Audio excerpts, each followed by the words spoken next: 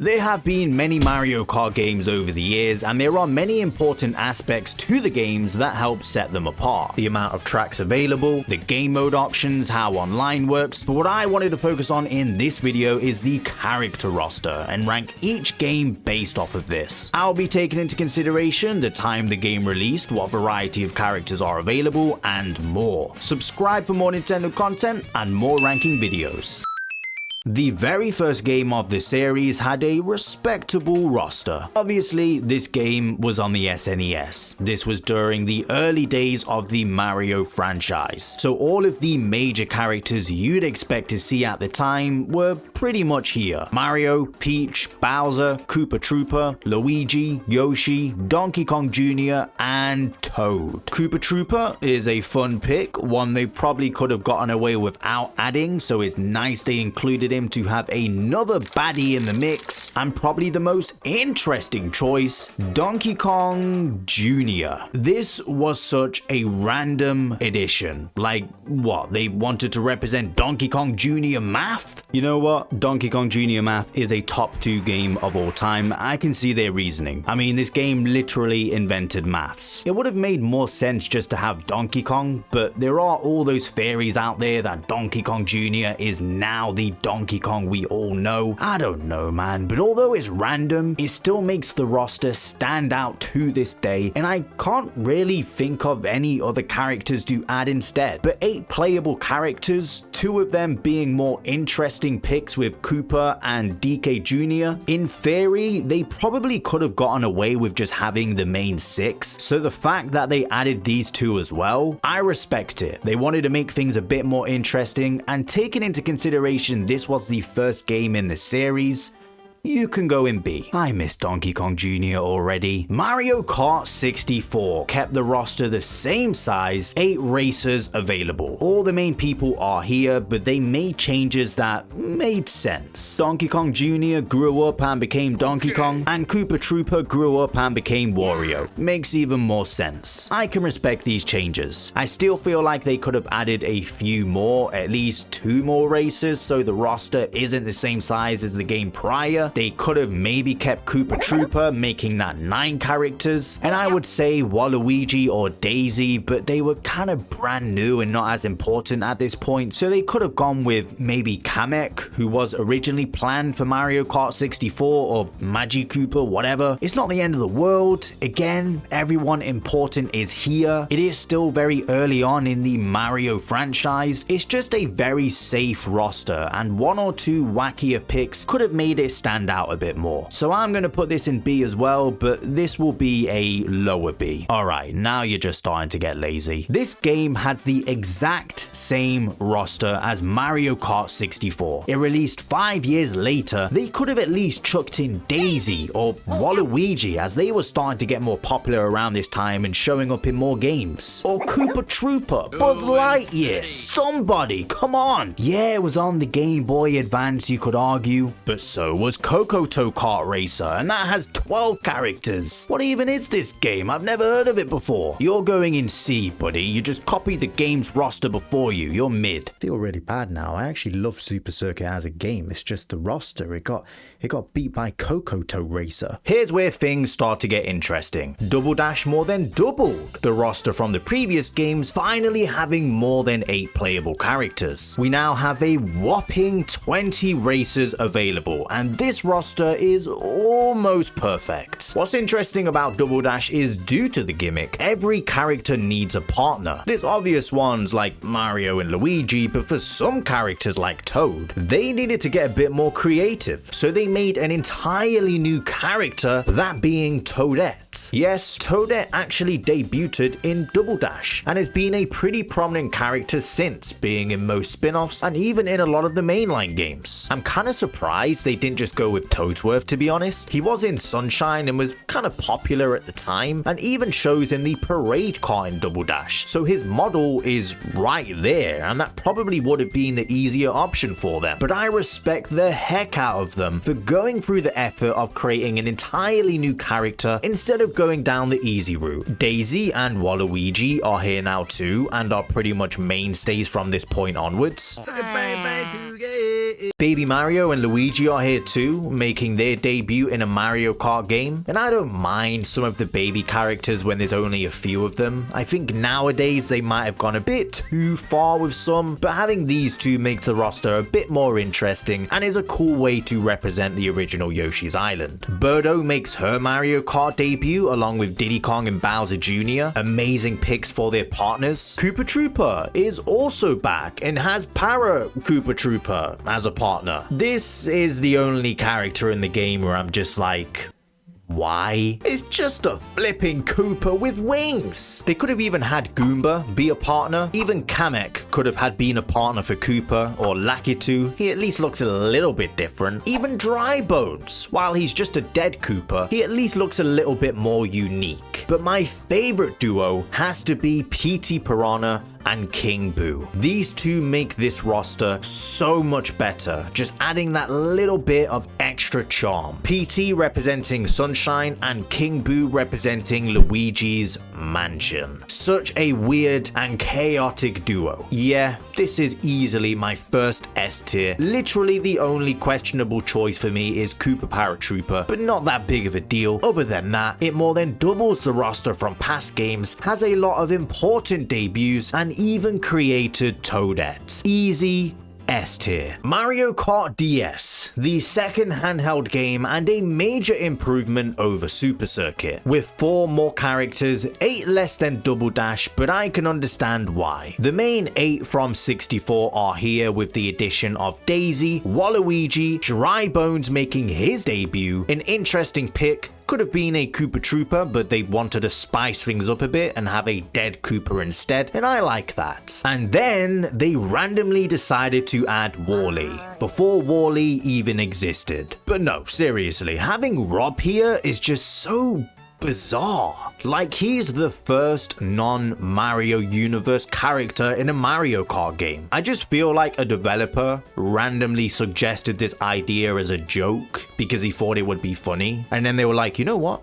Let's actually do that. That's kind of hilarious. Like, there's no other reason I can think of. But honestly, I love when they just have these completely random, out-of-pocket picks that nobody would expect. It's also worth mentioning that Shy Guy is technically in this game, but only playable through download play for the person who doesn't own the game. Just make him playable normally at this point. I seriously don't get this decision. Even if he was unlockable after you try download play once or something, but just having him locked away for people who don't own the game and people who actually own the game can't use him is a really strange decision. Like, I get it was to entice people who don't own the game to buy it so they can try out other characters, but for the people who own it, if they want to play a Shy Guy, they should be able to do that as well. He's literally in the game, he's ready to go, and would have been an extra character for the roster. Apart from that though, I would say everyone is here who should be. Dry Bones is a cool addition, Rob is just hilarious, I love it. It's a better roster than all of the other games before it, minus Double Dash. A tier seems perfectly fair. Mario Kart Wii. This one holds a special place in my heart, along with Double Dash, and the roster really delivers too. We now have 24 playable characters along with the addition of being able to use your Mii. A lot of returning characters from Double Dash are here, Dry Bones and Koopa are here, which is cool having the two of them, and for the new additions, we have Baby Peach and Baby Daisy. Okay, I don't really care too much for them. I'm not mad that they're here. I guess they just wanted more female lightweight racers. Probably the biggest new addition, Rosalina from Mario Galaxy is here. Makes complete sense. Mario Galaxy was the big Mario game on the Wii. Funky Kong also makes his Mario Kart debut. This is probably the most random pick for the roster. Again, I always love when the games have that weird out there character, and Funky Kong is probably the best out of all of those weird out there characters and easily the fan favorite. Dry Bowser is also here, and although it's just kind of like a skin similar to Dry Bones and Koopa, it's really cool and different enough to reasonably put them as separate races. The Mii also has 2 different outfits, Outfit A and Outfit B. I really like that the Miis are here. This was during that era that Miis were literally in every single Nintendo game that you could think of, and it's always fun to race as yourself. yourself. Yeah, I mean, I really can't think of anything wrong with this roster. It's the biggest one yet. There's some cool new additions, lots of variety. Come on, it's an S tier. Mario Kart 7 is an interesting one because it's one of the least talked about Mario Kart games, at least from what I see. And I don't know why I just have such a huge soft spot for this game. Maybe because it's just a solid handheld Mario Kart game. It does make sense though. It was mostly overshadowed by Mario Kart 8, which feels quite similar and just improves on it in every way. But as far as the character roster goes, it's alright. There are some funky picks in here like Honey Queen. This is just the random weird quirky pick for Mario Kart 7. I still kind of love Honey Queen though, I'm not gonna lie. Wiggler makes his Mario Kart debut and I love Wiggler. He's such a fun character to play as, especially when he gets all angry and red and everything. Lakitu is finally making his debut as well instead of just being the referee, and I'm all for it. But hang on a minute. Where the heck is Waluigi? For quite a limited roster, you mean to tell me that Metal Mario was picked over Waluigi, even with Waluigi Pinball being a track? This is where we started to see the metal characters appear as racers and taking up a slot on the roster. And look, it's a cool skin, but if we have a limited roster to work with, I really don't think we should be replacing Waluigi, a way more important and loved character. I know this game was rushed and they had a tight deadline, and having Metal Mario in is quite a lot easier than Waluigi because it's literally a clone, but still. You can play as your Mii in this game as well. Shy Guy is also here. He's the only option when you play in download play, but is actually playable for the person who owns the game this time as well. Take that, Mario Kart DS. But yeah, this is honestly a step down from Mario Kart Wii. I can understand it from Double Dash to DS, but the 3DS was a way more capable system, and this roster could have done with some more races like Waluigi, Diddy Kong, Bowser Jr., even Drybones, or at the very least Metal Mario could have been replaced with one of them. 16 playable characters isn't the worst. I know this game was slightly rushed because they wanted it out for the holiday season of 2011 to help out with the struggling 3DS. There are some funny picks here. This can go in B, but a slightly lower B. Mario Kart 8 on the Wii U. I always have to remind myself that this has a lot of differences from 8 Deluxe on the Switch, especially with the Booster Course Pass. One of them being the roster. I'm gonna be real, I used to hate this roster, and I still do. There's a lot of characters here, the most in the series at this point, but that's not the issue. The issue here is the variety. First things first, Pink Gold Peach. Why? Oh, they needed another heavyweight female character. I don't flipping care. Make normal Peach gain a few extra pounds. I don't want this. I want Diddy Kong. Metal Mario, again, you can stay as a skin, but I want your slot in the roster to be replaced with someone else. Now, I hear a lot of people jump on the Koopalings and say they all shouldn't be here. I get where they're coming from, but I disagree. They're not the problem here. They're a cool addition, having them all be playable for the first time in a Mario Kart game, and they're actually important characters and different enough to each other. I feel like they get a lot of hate because they were used a lot during the new Super Mario Bros. Era, but you can't deny they are more important than Metal Mario, Pink Gold Peach, Baby Daisy, and Baby Rosalina. If you were to take these four out and replace them with more unique races and have the Koopalings be there, I don't think people would have been as mad, and this could have been an A tier, maybe even an S tier.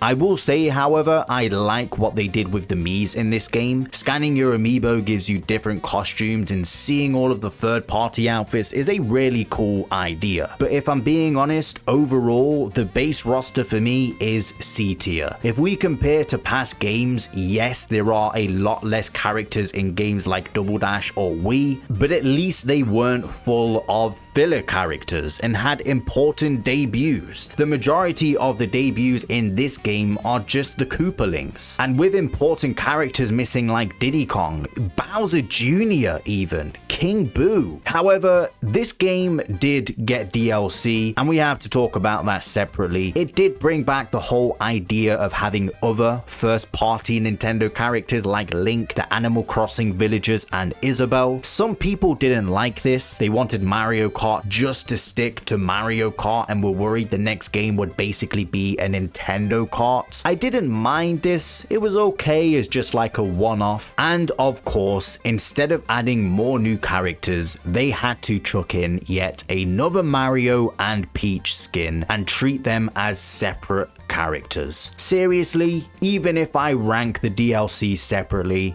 I still think this is a C tier roster, but a higher C tier. I also forgot to mention Dry Bowser is also added in the DLC.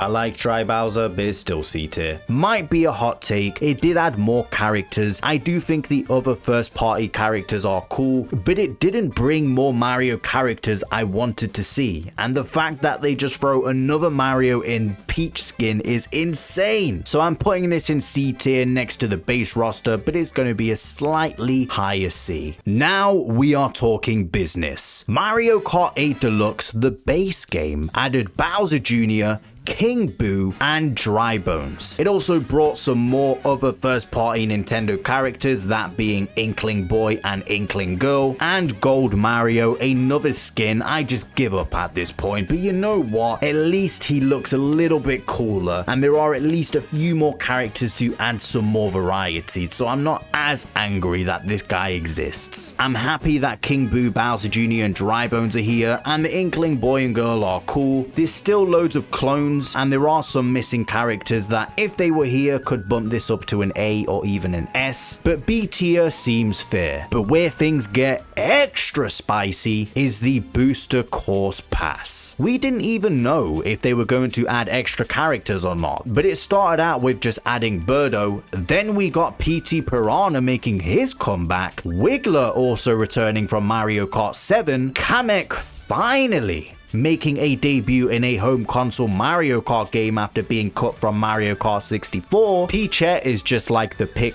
nobody wanted and is just like the odd one out, but the rest of Wave 6 made up for it with Diddy Kong, Funky Kong, and Pauline. Now that is how you do DLC. The Booster Course Pass added so much to this game. It basically felt like it was brand new, even though the game was technically from 2014, but this DLC fixes so many problems that I had with the roster in the first place. You see, now Pink Gold Peach, I am not as angry you exist, because there's more variety there for me to choose from. You still should have been replaced by Goomba or something though, or if you really wanted another female heavyweight character, bring Honey Queen back. There you go, problem fixed. But that aside, this is now an S tier for me. Still some unnecessary clone characters that will always annoy me, but there's more variety and something for everyone. Okay, remember when I said I would be considering the amount of characters available in my rankings? You did not need to go this hard, Nintendo. Oh my goodness. I really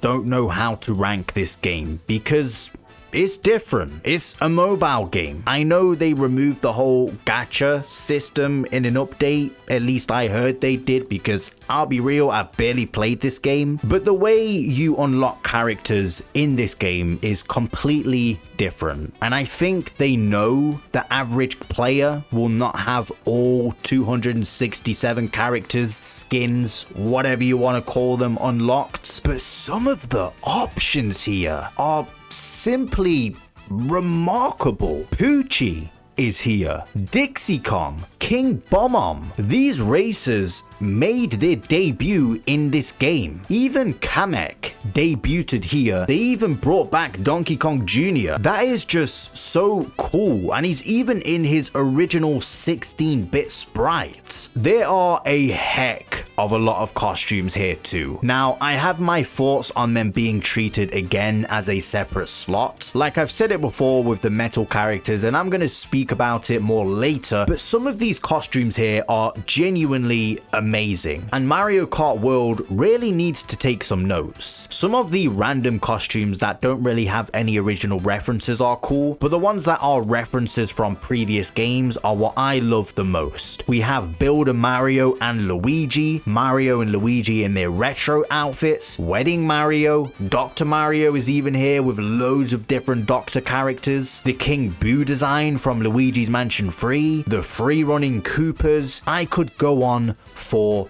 ages. Even if you take away the costumes, because majority of these are alternate costumes and Mii costumes, there are still a lot of great characters and a lot of debuts people forget about. But if we are ranking it purely on what is available, even if we take away the costumes and just look at all of the original characters, I'd be biased if I didn't say this is an S tier. It sounds crazy to be saying that for a game I've probably played for about 30 minutes. Look, it has Poochie and a question block Mii outfit. That's an S tier if I've ever seen it. It only has one character, depending on which one you buy. It has some cool costumes to make up for it, and you can like play as Peach, Yoshi, and Toad in Relay Race. I don't know why I'm trying to justify this. It's a D tier, guys. It's not very fair, I know. I get it. I understand why you can only play as either Mario or Luigi because of the physical car itself. It's still a D tier though. And here we go. Mario Kart World. This is interesting because there is a heck of a lot here. A lot of debuts as well. And a pretty good variety. This introduced the whole NPC races thing. Some of these did debut in Tour, but we have characters like Swoop and most famously the cow. I find this absolutely hilarious. They finally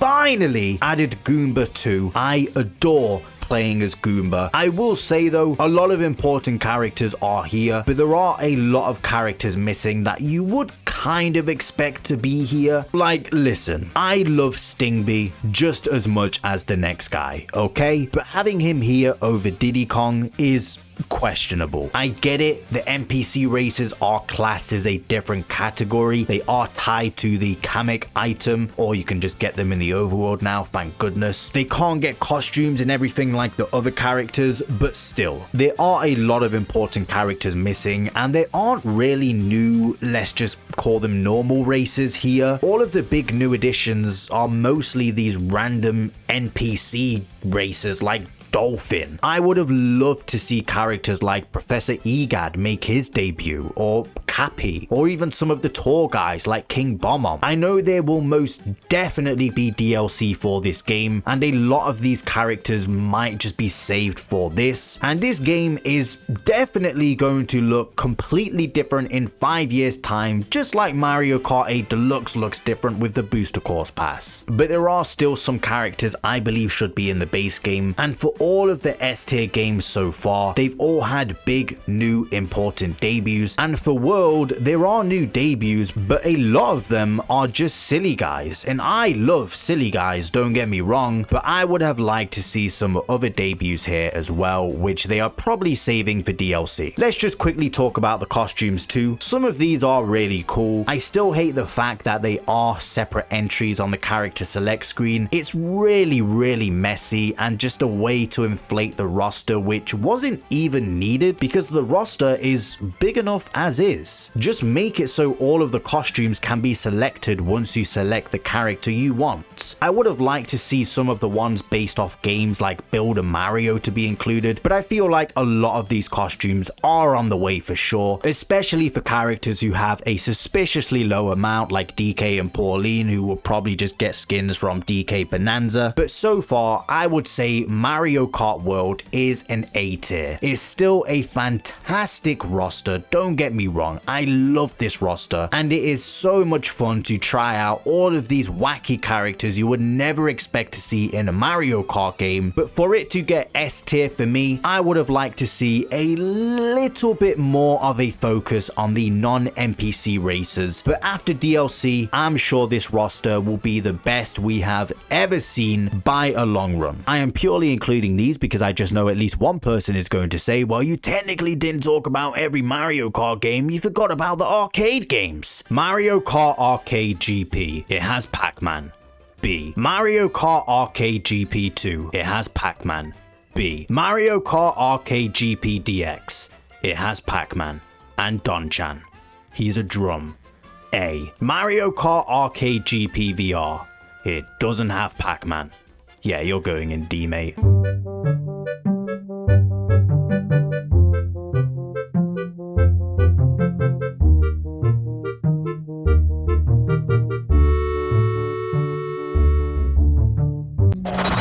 Sunrise.